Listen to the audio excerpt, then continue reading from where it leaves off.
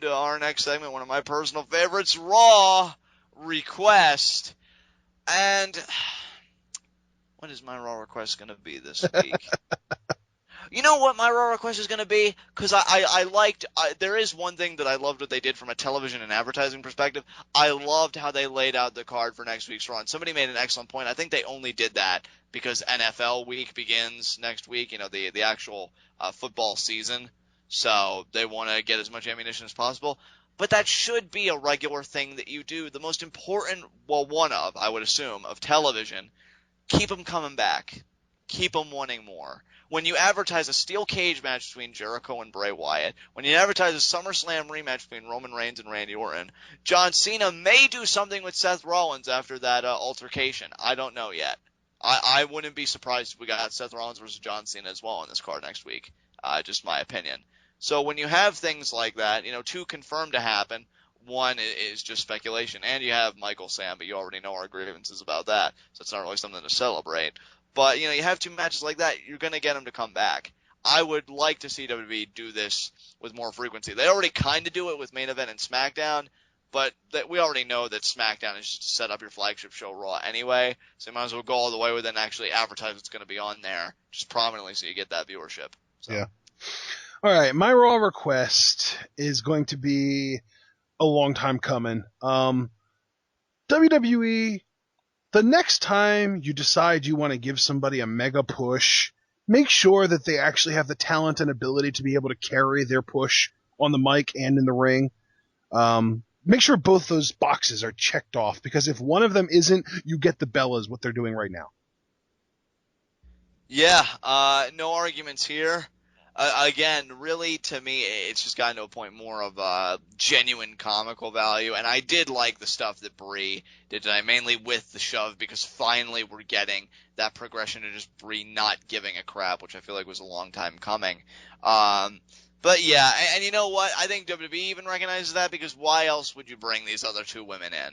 Yeah. I don't know the specifics of the numbers, like the viewership for this particular segment. I'd be curious to find out if there was a drop or even an increase. I'd be curious what actual viewer attention was for any Bella-related segment, since this angle really took off with the betrayal at SummerSlam. But the idea that they want to get AJ and Paige involved now may be either that it's either taken a dip, it's just consistently taken hits, or that they just have no confidence and they want to ensure that it succeeds, so they bring these two women in. Right. Either way, it just shows a lack of preparation, as Ashton said, because to me, these two storylines are separate. Whether AJ was just being her character or not, she had a legitimate point. One thing has to do with family drama and a business political-like force exerting its will upon the Bella family being the authority, and the other one is about championship gold and championship pride between two competitors. So, the idea that you're making these intersect for the sake of, salvaging the former because the latter's capable of it, that's pretty bad. Way to go, Dubs. Way to go. That's gonna be my disappointed name for the WWE. Anytime they screw something up, I'm not even gonna give them the time of breath. I'm just gonna call them Dubs. That's it. Well, there you go. Because they don't deserve me to refer to them as their frickin' 7-syllable, 3-letter name.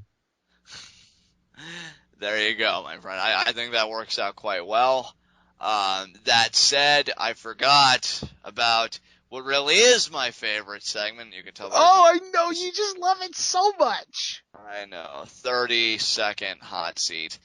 I don't even have any tough talk for you this week. Just give it to me. Okay, I'm gonna actually make this one simple. Hopefully. Assume that Stephanie versus AJ is on, and they are going to be building to that match slowly but surely over the course of the next frickin' 7 months, leading up to a WrestleMania blow-off. Paige is your current Divas champion. So your 30-second hot seat is actually quite simple. How much longer do you think Paige holds that title, and who do you think takes it off of her? You have 30 seconds. Your time starts now. It's kind of funny we're revisiting this kind of question. Because Emma's irrelevant now. Exactly. unfortunately, which any career could be revived in an instant, but just keeping her in the irrelevant zone. 15 seconds. I'm gonna say that Paige drops it. I'm gonna say she carries it to Mania. Yeah, and I'm gonna say she drops it to Naomi. Okay, I like that answer. It only took you 25 seconds, too. So, yeah, I figured that would be a pretty easy one. And I'm glad that I got that answer out of you, too, because that's an answer that I can buy into. I like it. Yeah, I think, you know what, Naomi, especially because it's Total Divas, and I think this is one time where WWE would go into their bag of tricks and reference old things. I think they would want to mention Naomi's eye injury and how she was on a trajectory to become champion. She had all this momentum. Now Paige is the champion. They've had belts before. She's prepared for her now. They could do this whole story out of it. And really, to me, after AJ's reign, you know, whoever AJ was going to drop it to, WWE must have had some kind of long game plan for. I honestly didn't necessarily expect Paige to turn heel. I am glad she did, but now that they've kind of had this feud, which is the only reason I've forgiven that these shorter championship reigns in the grander scheme of things, because it's about the story, not necessarily about the championship. Once it concludes, I do see Paige going on a tear and being yet another strong Divas champion, and hopefully what will be a line of strong Divas champions, and then Naomi will be the successor to that. So, can I just throw something out there? Of course. Everybody always complains about short championship runs. Nobody has said anything about the fact that AJ only held the title for a month. That's what I'm saying. Like, I was able to forgive it because, to me, I was able to see it more as just being about the overall program rather than about the championship. I know, but like I just want to drive that point home that right, if it's done correctly, short championship reigns can work. Yeah, I mean, honestly, I felt like that was the only forgiving point of Christian holding the championship for 2 days. Was the matches he had with Orton were fantastic. Personally, really thinking on it, I don't know what I would have said back then, but looking back on it now, that probably was my feud of the year that year because of the matches they had. I mean, that over the limit bout, though. Good God. It is a shame that Christian still got the short end of the stick in the end. He didn't even get to have a long reign as the payoff, but still, like, had some really high quality matches. So there are times, of course, when it's permissible. But more often than not, I mean, especially when you know the talent is capable of it, of course, long reigns, I think, are the way to go. And I'm really glad to see how the Divas Championship is being treated. I mean, the Divas title, the tag titles, even the Intercontinental titles, despite the fact that Barrett got injured. I mean, Ziggler's the champion now. Sheamus has been United States champion, and he took it off of Dean freaking Ambrose, who held it, you know, pretty much forever. He had a tear with it. So it's nice to see the undercard, at least in terms of its representatives, you know, their championship representatives more specifically. I think it's a really good state for them to be in right now. So I'm pleased. Absolutely. Any concluding remarks about anything, Ashton? Before I just hope Raw gets better before Night of Champions, because it's been definitely on a lull since that first week after SummerSlam.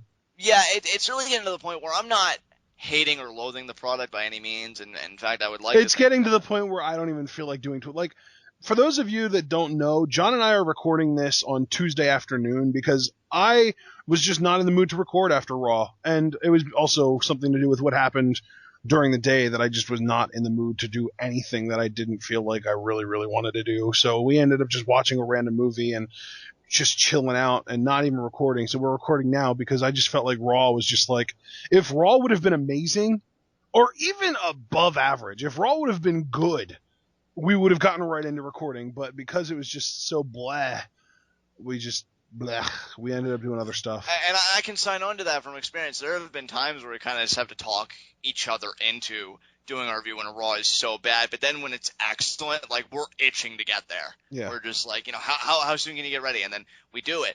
I'm not hating the product by any means. I would like to think, listening back, at least I hope, that my review was a bit optimistic and a bit upbeat for the most part. It's just a matter of where it's coming to the point with me where I'm not as bad as that, but I will say that the thing that I look forward to most in terms of putting out wrestling content is the live NXT. reactions with Ashton. Oh. And NXT, yes, you're right about that, Ashton, too. I should say NXT as well. But in the overarching grand scheme of things, of all the products we produce, it's NXT reviews, preview and predictions, but I always kind of couple those with live reactions anyway. So it's just, let me just put it as our pay-per-view videos. I'll put it as. So it's NXT and our pay-per-view videos because Raw lately, while I don't think it's been outright atrocious and all this other stuff, it's been average, it just really hasn't excited me all that much. Average. Let's be honest, it's been below Well, average. well, parts that are below average. I wouldn't say the picture as a whole below average, but definitely parts that are just like, yeah, why? But the talent is there. We got an amazing locker room. It's just getting the pieces together to form a picture that I think is just absolutely incredible. And I think WWE can do it. I've always had that faith in them to do it. So let's get it done. And you know what? It makes certain guys look better in the long run because the people itching for Dean Ambrose to come back, that shows you where his stock is. WWE may not want to engineer him as a main eventer because Roman Reigns is the project, but ask Daniel Bryan how that works out. Mm-hmm. They're not going to have a choice. I see Dean definitely being in the main event early 2015. I mean, he already kind of is. He's already in, like, the bigger programs, but I think you get what I mean by that, like, consistently a fixture. Definitely early 2015. Because I see him actually having a big road to WrestleMania. You were talking about Triple H earlier. I see Dean being the one to face Triple H, if anybody, this year. I could see that too, yeah. So yeah, personally, I could even see Dean versus Triple H happening earlier than WrestleMania, leading up to Dean versus Brock at WrestleMania. That could be. I mean, or we get Triple H versus Dean at WrestleMania, and then Brock versus Dean at SummerSlam. That would be bonkers. That would be crazy. But if you were to ask me, just as John Vocal Aggression, independent of your thoughts, Ashton, what my WrestleMania card would look like right now, based on everything we've gotten and nothing else, it would be Roman Reigns Lesnar, because I'm just convinced that's happening. Honestly, and this is my only wonky one, Cena Hogan, only because that's been talked about a lot, and I could see it happening. So Reigns Lesnar, Cena Hogan, Ambrose Triple H, and AJ Stephanie. So that would be my WrestleMania card right now. So say that one more time. Okay, my WrestleMania card one more time. Reigns Lesnar for the WWE World Heavyweight Championship. Dean Ambrose versus Triple H, AJ Lee versus Stephanie, and John Cena versus Hulk Hogan. So say that last part one more time.